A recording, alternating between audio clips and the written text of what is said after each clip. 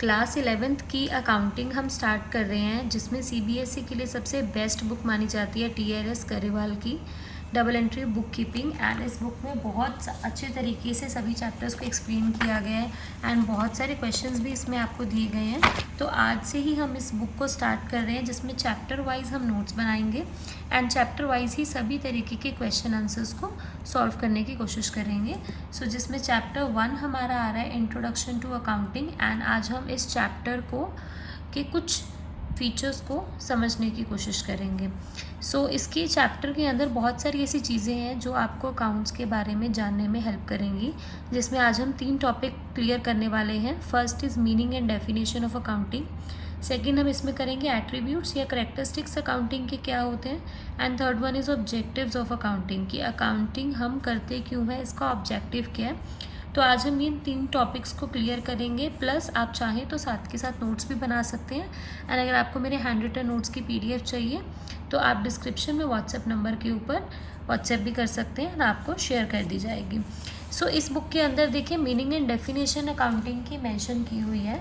सो इतना theoretical part पढ़ने की बजाय मैं आपके लिए शॉर्ट फॉर्म में लिख कर लेकर आई हूँ। सो शॉर्ट फॉर्म में ही मैं आपको एक्सप्लेन करूँगी।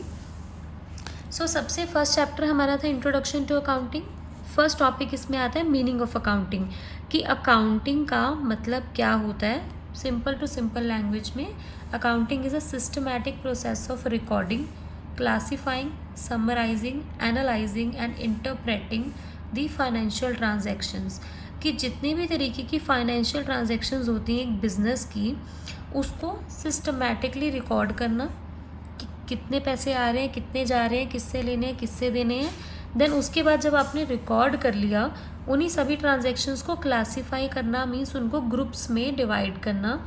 देन थर्ड इसमें आता है समराइज़ करना, कि जो भी ट्रांजैक्शंस को आपने क्लासीफाई किया, अलग अलग ग्रुप्स में डिवाइड किया है, उसको समराइज़ करो। इन शॉर्ट उसका टोटल निकाल लो कि हाँ इतना टोटल आ रहा है मंथली या ईयरली, एंड देन उसको एनालाइज करना, उसे देखना कि उससे हमारे बिजनेस में कितनी अमाउंट जनरेट हो रही है, एंड देन इंटरप्रेटिंग, और उसको एनालाइज करके उसको इंटरप्रेट करना, ताकि जो हमारे एंड यूज़र्स हैं उसे हम रिजल्ट्स को कम्युनिकेट कर सकें। And communicating the results to the users thereof, कि जो भी यूज़र्स हैं हमारी अकाउंटिंग ट्रांजैक्शंस के, उन्हें हम कम्युनिकेट कर सकें, ट्रांजैक्शन का meaning short and summarise form में समझा सकें। देन हम बात करते हैं कि जो यूज़र्स होते हैं वो कौन होते हैं। देखिए यूज़र्स आते हैं ऑनर, जो बिज़नेस का ऑनर होता है वो आ सकता है, उसे इन सारी इन्फॉर्मेशन की ज़रूरत हो सकती है। क्रेडिटर्स हो सकते हैं, बैंक हो सकता है, फाइनेंशियल इंस्टीट्यूशंस हो सकती हैं, एम्प्लॉयज़ हो सकते हैं, या गवर्नमेंट हो सकती है। ये सभी यूज़र्स हैं जिन्हें अकाउंटिंग की हेल्प पड़ती है, कि जो भी बिज़नेस के अंदर फाइनेंशियल ट्रांजेक्शन्स हो रही हैं उसे कैसे समझा जाता है, उसके लिए हम अकाउंटिंग की हेल्प लेते हैं।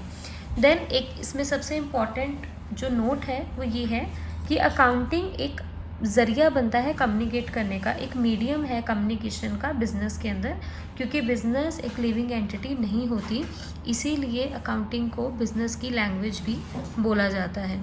एंड अगर आप इसकी प्रॉपर डेफिनेशन लिखना चाहेंगे, अगर आपके एग्ज़ाम में आती है, तो आप इस तरीके से लिख सकते हो कि accounting is the art of recording, classifying and summarising in a significant manner, कि आप अकाउंटिंग की ट्रांजैक्शंस को इस तरीके से रिकॉर्ड, क्लासीफाई और समराइज़ करो, and in terms of money, जो सिर्फ मनी की टर्म्स में आती हैं, सिर्फ वही ट्रांजैक्शंस और events which are in part at least of a financial character, कि जो फाइनेंशियल करेक्टर की ट्रांजैक्शंस होनी चाहिए, and interpreting the results thereof, और उसके बाद आप इंटरप्रेट करके उसके रिजल्ट्स बताओगे किसको, इनके एंड यूज़र्स को, ठीक है, जिन्हें भी ज़रूरत पड़ती है।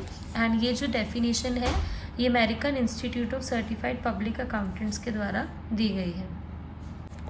सो आई होप आपका अकाउंटिंग का जो मीनिंग है वो क्लियर हो गया है, एंड इसकी प्रॉपर डेफिनेशन, प्लस आपको ये भी पता लगे कि अकाउंटिंग इन्फॉर्मेशन को यूज़ करने वाले लोग कौन से हैं, लाइक इसके जो एंड यूज़र्स हैं वो कौन से हैं। नेक्स्ट हम इसमें टॉपिक की तरफ चलते हैं जो आने वाले हैं करेक्टरिस्टिक्स, की अकाउंटिंग के करेक्टरिस्टिक्स क्या होते हैं, या सिंपल लैंग्वेज में बोलूँ तो फीचर्स क्या होते हैं, या एट्रीब्यूट्स भी हम इसको बोलते हैं। तो टोटल 7 करेक्टरिस्टिक्स आते हैं। जब आप अपने एग्ज़ाम में लिखोगे तो ये आपने एज अ डेफिनेशन लिखनी है, एज अ हेडिंग लिखनी है, सॉरी, एंड इस हेडिंग के अंडर में आपने 2 लाइन्स एक्सप्लेन करके लिखनी है। और ये डिपेंड करता है अगेन कि आपका जो क्वेश्चन है वो कितने मार्क्स का आया है।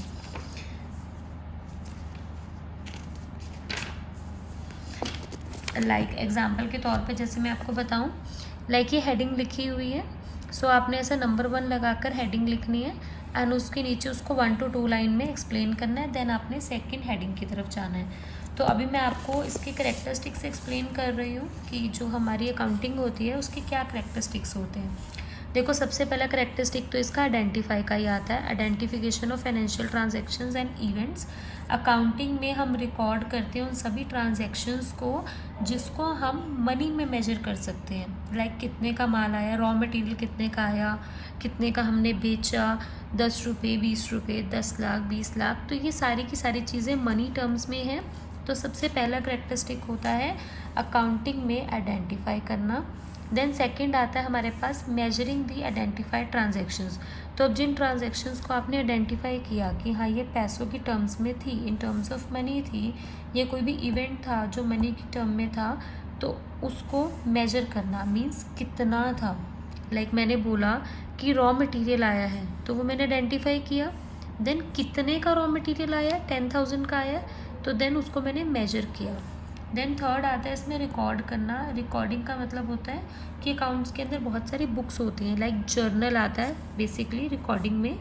तो इसमें हम क्या करते हैं, जर्नल बनाते हैं कि सभी एंट्रीज़ को एक ही रो में लिखते हैं, जो भी बिजनेस की ट्रांजैक्शंस है उसको एक रो में लिखते हैं।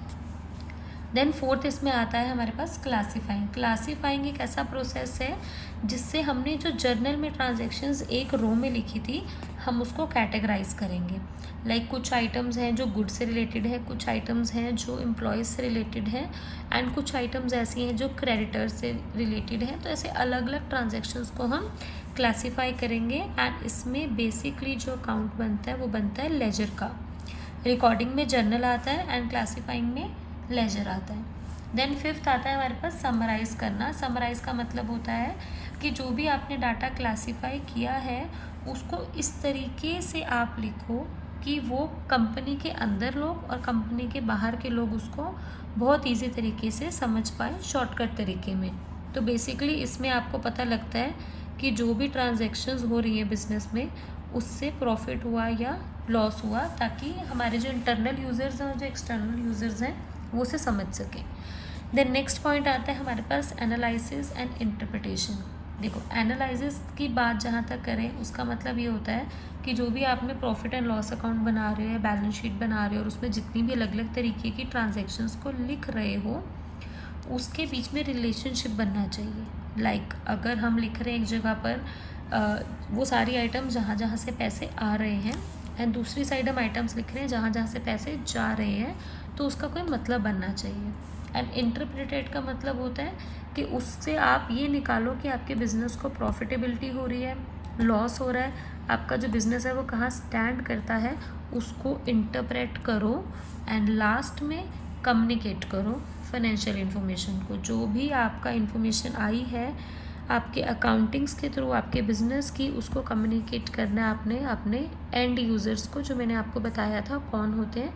कंपनी के अंदर के लोग भी हो सकते हैं और कंपनी के बाहर के लोग भी हो सकते हैं। सो आई होप आपको इसके करेक्टरिस्टिक्स इजीली एक्सप्लेन हो गए होंगे कि अकाउंटिंग के करेक्टरिस्टिक्स क्या होते हैं। नाउ बढ़ते हैं हमारे नेक्स्ट टॉपिक की तरफ, जो है अकाउंटिंग के ऑब्जेक्टिव। ऑब्जेक्टिव का मतलब क्या होता है कि हम अकाउंटिंग करते ही क्यों करते हैं अकाउंटिंग। सबसे पहला कारण है इसका मेंटेनिंग अकाउंटिंग रिकॉर्ड्स। सबसे पहला ऑब्जेक्टिव है कि जितनी भी फाइनेंशियल ट्रांजैक्शंस एक बिज़नेस में हो रही हैं, एक ऑर्गेनाइजेशन में हो रही हैं, उसको सिस्टमैटिक तरीके से रिकॉर्ड करना। तो इसको कहते हैं मेंटेनिंग अकाउंटिंग रिकॉर्ड्स। सेकंड हमारे पास क्या यूज़ है, डिटरमाइन करना प्रॉफिट हुआ या लॉस हुआ। देखो, कोई भी इंसान बिजनेस कर रहा है तो उसका एंड गोल तो यही होता है कि एक पीरियड ऑफ टाइम के बाद, लाइक 1 महीने के बाद या 1 साल के बाद उनके बिजनेस में प्रॉफिट हुआ या लॉस हुआ। वो कैसे पता लगेगा, जब उन्होंने ट्रांजैक्शंस रिकॉर्ड कर रखी होंगी। Then other determining financial position, एक और ऑब्जेक्टिव अकाउंटिंग का।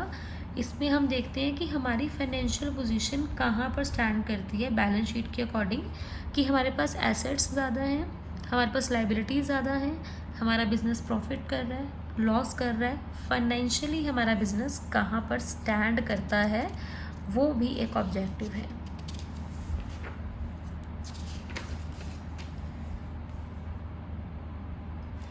देन फोर्थ आता है फैसिलिटेटिंग मैनेजमेंट। इसका मतलब है कि जो कंपनी की मैनेजमेंट होती है, जो लोग पूरी की पूरी कंपनी को मैनेज कर रहे होते हैं, उन्हें डिसीजन लेने के लिए अकाउंटिंग की ज़रूरत पड़ती है, क्योंकि उन्हें भी पहले आगे बजट बनाना पड़ता है नेक्स्ट ईयर के लिए। उन्हें भी फोरकास्टिंग करनी होती है कि हम जो आगे अपने बिजनेस में स्टेप उठाने वाले हैं वो पास्ट रिकॉर्ड के अकॉर्डिंग कितना ज़्यादा फ़ायदेमंद रहने वाले और कितना नुकसान देने वाले हैं।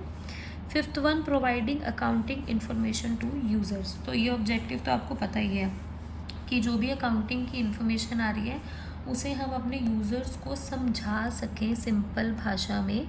इसीलिए ही हम अकाउंटिंग करते हैं, इसीलिए ही हम ट्रांजैक्शंस को रिकॉर्ड करते हैं। एंड लास्ट आएगा प्रोटेक्टिंग बिजनेस एसेट्स। सो ये जो ऑब्जेक्टिव है अकाउंटिंग का सबसे इम्पॉर्टेंट है। इसमें हम बिजनेस के सभी एसेट्स को रिकॉर्ड करते हैं जितने भी एक बिज़नेस के पास हैं, और इसका यूज़ करके मैनेजमेंट इसी तरीके से बिज़नेस में कंट्रोल लेकर आ सकती है या बिज़नेस को लॉसेस से प्रोटेक्ट कर पाती है। तो इन शॉर्ट इन सभी चीज़ों की ज़रूरत पड़ती है। तो क्यों पड़ती है? क्योंकि हम एक बिज़नेस कर रहे हैं। तो एक बिज़नेस में अकाउंटिंग हम करते हैं, हम अपनी सभी ट्रांजैक्शंस को रिकॉर्ड करते हैं, उसको अच्छे से ग्रुपिंग करते हैं और उससे प्रॉफिट और लॉस निकालते हैं at the end of the year, ताकि जो बिजनेसमैन हैं और जितने भी यूज़र्स हैं बिज़नेस के, वो उस बिज़नेस की लैंग्वेज को बहुत अच्छे तरीके से समझ पाए। सो आई होप आपको आज के हमारे 3 टॉपिक्स क्लियर हुए होंगे। Objective of accounting, characteristics of accounting and accounting का मीनिंग एंड इसके users and the proper definition. तो इसके आगे हम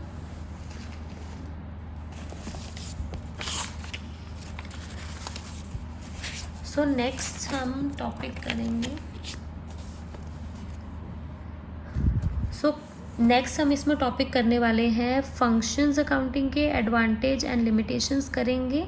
आप इस चैनल को सब्सक्राइब कर लो ताकि आपको full year free of cost notes and free of cost आप अपनी पूरी की पूरी अकाउंटिंग की बुक्स एंड विद क्वेश्चंस को सॉल्व कर पाओ in the most easiest way. So make sure to like this video and also subscribe to my channel.